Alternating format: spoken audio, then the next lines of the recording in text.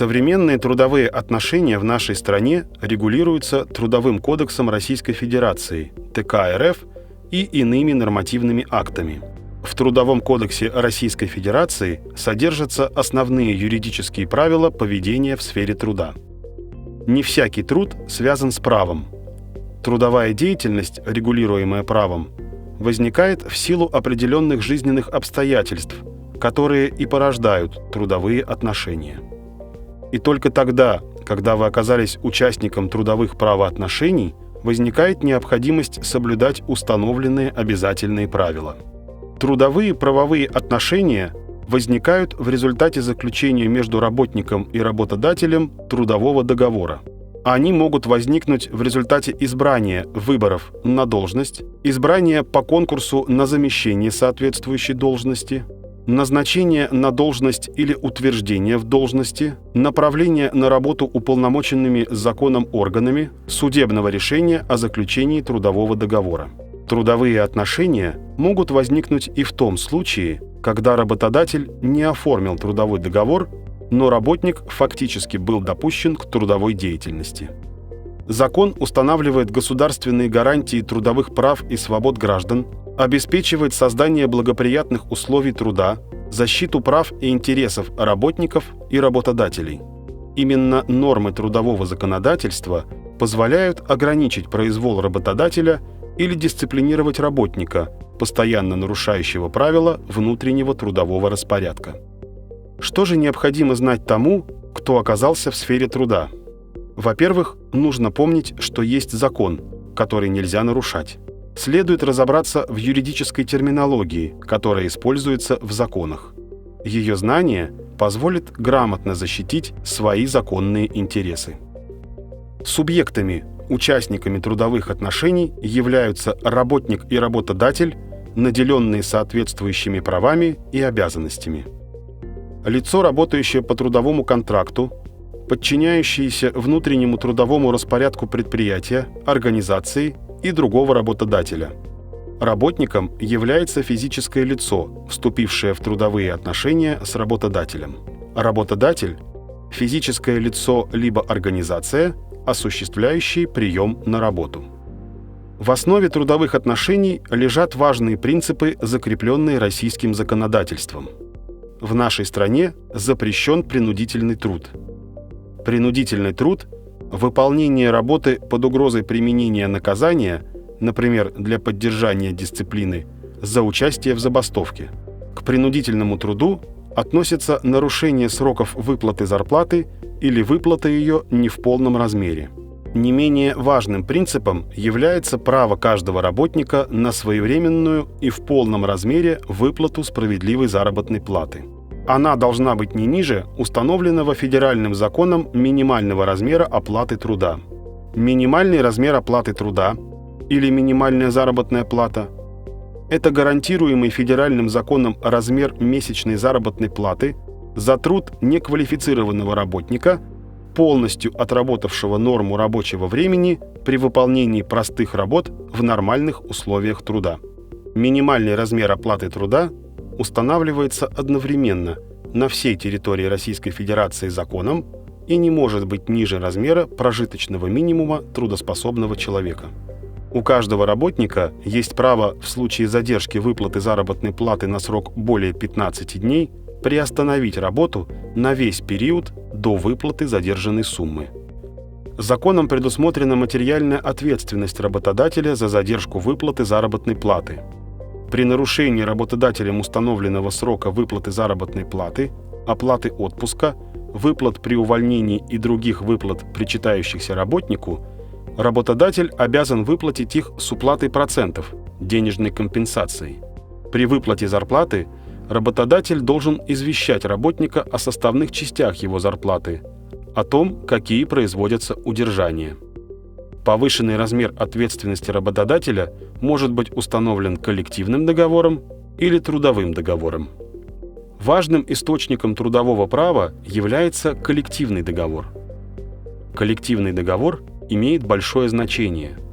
В нем могут конкретизироваться взаимоотношения работников и работодателя, предусматриваться дополнительные льготы для работников или иные условия, которые важны для сторон. Коллективный договор предусматривает взаимные обязательства работников и работодателя по вопросам формы, системы и размера оплаты труда, выплаты пособий, компенсаций, регулирование оплаты труда с учетом роста цен, уровня инфляции, занятости, переобучения, условий высвобождения работников, рабочего времени и времени отдыха, включая вопросы предоставления и продолжительности отпусков, улучшение условий и охраны труда работников, в том числе женщин и молодежи, и другие.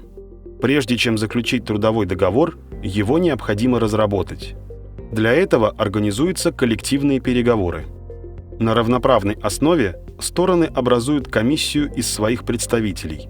Решением сторон определяются ее состав, место проведения и повестка дня переговоров. Близким по содержанию коллективному договору является трудовое соглашение. Трудовое соглашение – правовой акт, устанавливающий общие принципы регулирования социально-трудовых отношений и связанных с ними экономических отношений, заключаемый между полномочными представителями работников и работодателей на федеральном, региональном, отраслевом, межотраслевом и территориальном уровнях.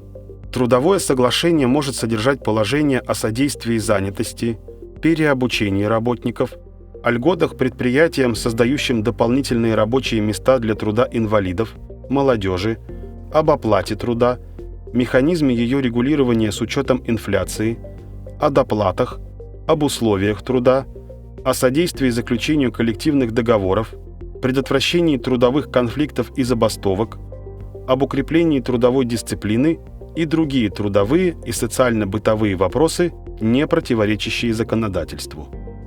Срок действия соглашения определяют стороны, но он не может превышать 3 лет. По количеству участников соглашения могут быть трехсторонними и двусторонними. В трехсторонних соглашениях представители исполнительного органа власти могут выступать не только как посредники между работниками и работодателями, но и могут брать на себя определенные обязательства. В зависимости от сферы, уровня, регулируемых социально-трудовых отношений могут заключаться соглашения: генеральные, региональные, отраслевые, межотраслевые, территориальные и иные. Одна из важных проблем в сфере регулирования труда связана с занятостью населения.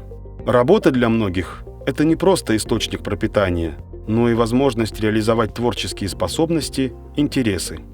Закон разрешает приступать к трудовой деятельности по общему правилу с 16 лет и обеспечивает возможность прекратить ее в 55 лет для женщин и в 60 для мужчин. Среди этих людей есть те, кто работает по найму, имеет свой бизнес или просто учится. Остальная часть, несмотря на стремление найти работу, оказывается выключенной из трудовых правоотношений. Именно в условиях рыночной экономики весьма актуальным является вопрос о занятости людей, и государство должно решать его. В противном случае может возникнуть угроза массовой безработицы. Государство оказывает помощь безработным. Для людей, оставшихся без работы, государство через Федеральную службу по труду и занятости назначает пособие по безработице, денежную помощь, оказываемую лицам, находящимся вследствие отсутствия работы в тяжелом экономическом положении. Выплата пособия по безработице осуществляется периодически за счет средств федерального бюджета. Решение о назначении пособия принимается органами службы занятости одновременно с решением о признании гражданина безработным на основании его личного заявления. Правительство Российской Федерации установило на 2017 год минимальную величину пособия по безработице в размере 850 рублей и максимальную величину пособия в размере 4900 рублей. Эти цифры устанавливаются ежегодно. Существует 2 варианта определения размеров пособия. По первому варианту пособие безработным гражданам, уволенным по любым основаниям, устанавливается в процентном соотношении к среднему заработку, исчисленному за последние 3 месяца по последнему месту работы. По второму варианту, пособие всем остальным гражданам, зарегистрированным в качестве безработных, устанавливается в кратном отношении к минимальной величине пособия по безработице. Пособие по безработице выплачивается ежемесячно при условии прохождения безработным перерегистрации в установленные службой занятости сроки. Выплата пособия по безработице прекращается с одновременным снятием с учета в качестве безработного в случаях: признание гражданина занятым в установленном порядке, прохождение им профессиональной подготовки, повышение квалификации или переподготовки по направлению органов службы занятости с выплатой стипендий, длительной, более месяца, неявки безработного в органы службы занятости без уважительных причин и так далее. Служба занятости выступает в качестве посредника в трудоустройстве, а направления на работу, выдаваемые ею, носят рекомендательный характер для работодателя. Лишь в отношении граждан, требующих особой социальной защиты, они становятся обязательными. К таким гражданам относятся молодежь, в том числе выпускники учебных заведений, инвалиды труда и войны, одинокие и многодетные родители, имеющие несовершеннолетних детей и тому подобное. Важным юридическим документом, регулирующим порядок взаимоотношений работников и работодателей, является трудовой договор. В соответствии со статьей 56 Трудового кодекса Российской Федерации, трудовой договор – это соглашение между работодателем и работником, в соответствии с которым работодатель обязуется предоставить работнику по обусловленной трудовой функции, обеспечить соответствующие условия труда, предусмотренные нормами трудового права, своевременно и в полном размере выплачивать заработную плату, а работник обязуется выполнять определенную этим соглашением трудовую функцию, соблюдать правила внутреннего трудового распорядка, действующие у данного работодателя. Условия трудового договора устанавливаются по соглашению сторон с соблюдением закона. Они называются определенными сторонами условиями трудового договора.